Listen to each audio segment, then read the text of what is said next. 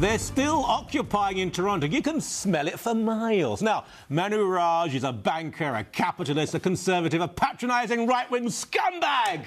Hello, Manu. How are you? Hi, Michael. Always a pleasure to see you. Epithets notwithstanding. Now, have you been down to the occupation? Or are you occupying? Are you in a tent down there? I'm actually occupying my full-time job being a rapacious financial services professional. Yeah. So I have not had a chance to spin by and breathe in the surrounding airs of the neo-beatniks who are occupying a park. You see, this is a problem when you have to have a job. Yeah. But you're a cog in the system. Absolutely, yeah. I mean, it's hard work being a cog, and I occupy that job, and I like to think I do quite well at it. Is there, joking aside, but we'll have lots of jokes in it, because they do deserve to be mocked. They're not serious people. There have been marches that I've disapproved of. You can understand there's something they want, and we can debate the issue. These people, Ezra here on the station has done some wonderful work interviewing them. They even if they're not drugged up, they sound as if they are. There's no cogent thought system. Well, no, I mean, these people, near as I can tell, their main aspiration is to be higher than a Rastafarian at a Phish concert. It is truly, truly remarkable. There's I'm just trying to think how many laws we just broke. We're going to carry on. The remarkable thing to me, Michael, is that there seems to be this prevailing opinion of this crowd that somehow the world owes them a living. Yeah. That somehow if these people were to go to university and spend 10 to 15 years and get a PhD in Dadaism, an interpretive dance, that they should somehow get a six-figure job as a result. Now, if you're somebody who wants to study World War I, post-World War I literature and poetry, I mean, it is a fascinating subject. I have relatives. My grandfather was an English teacher. I have an aunt who was a professor of English literature. Yeah. But if you're going to pursue that, well, you better be prepared to teach English or to pursue a career in journalism. If you want to work for a fancy firm and making six figures a year, it's likely not going to happen with a degree, in English literature. And if you're foolish enough to specialize in Dadaism, you know what? I'm sorry, you're going to have to find something better. Maybe that means you're going to have to be a barista at Starbucks for a while. Maybe that means you're going to have to find some way to make a living. But the world doesn't owe these people anything. I mean, the people who for example, come to this country as immigrants, who don't expect, to be, who only actually what they do expect is to simply come by and have an opportunity. And I think that's what capitalism provides. It is the most opportunity for everybody to succeed. Capitalism guarantees you equality of opportunity, not equality of outcome. And I really do think that this is one of the main failings of that movement of the left in general. There is a difference between equality of opportunity and equality of outcome. We all have an equal shot to succeed, but absolutely no one can guarantee you a positive outcome. There are businesses that are started every day that fail. It's tragic, but there are also businesses that start every day and become thriving successes. Google was two guys, in a dorm room in California, and look what it has become today. Beyond Google and the greatness of people like that, or their wealth, or whatever, just ordinary Canadians who in this country are so liberated. I mean, I come from another country, it's also a free country, but you're empowered in Canada to be pretty much what you want to be.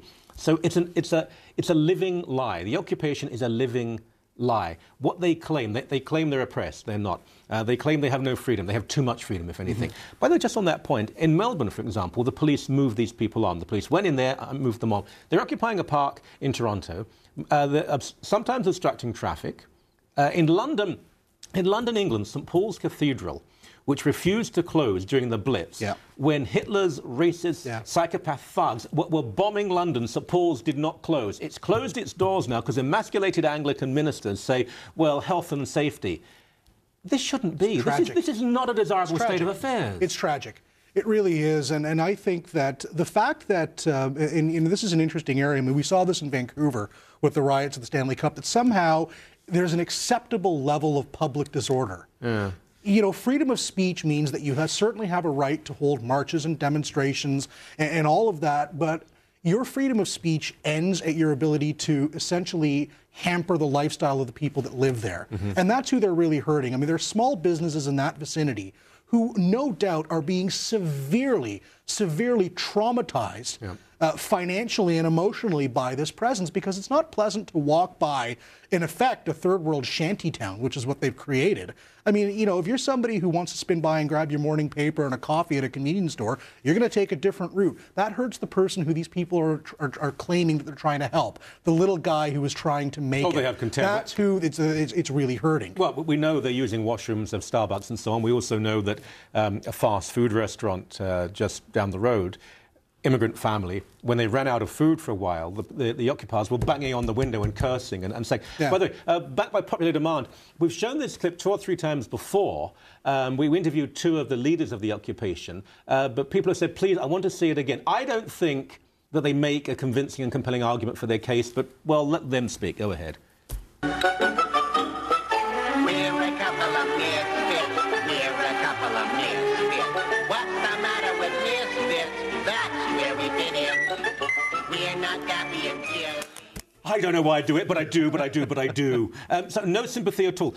Will it continue? Now, similar occupations actually have occurred in the past, and a few of them, the detritus, do stay there 20, 30, 40, for years sometimes. I mean, the winter's going to be harsh, but maybe they'll just stay on.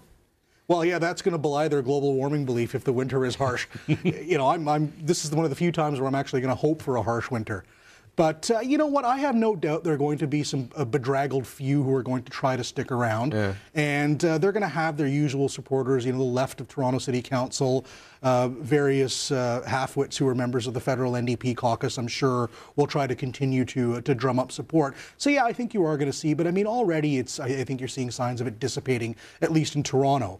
I mean, I think regrettably the protests in New York don't seem to be losing all that much steam. No. Michael Bloomberg seems to be thinking that this is a way for him to drum up tourism in New York City, you know, telling them about all the great shows on Broadway, you know, like these people can afford to go on Broadway, for example. Well, now, of course, in the States, they actually have an Iranian and a Muslim Brotherhood as well, participation and Islamic prayers. Lots of Palestinian flags, I noticed. Again, the irony, some of the groups which seem to be supporting the occupation are groups which would never allow this in Iran or Egypt. Well, exactly. I mean, try occupying, you know, a town square in Riyadh, and see how far that gets you. Mm-hmm. I mean, Saudi oil money pays for an awful lot of oppression.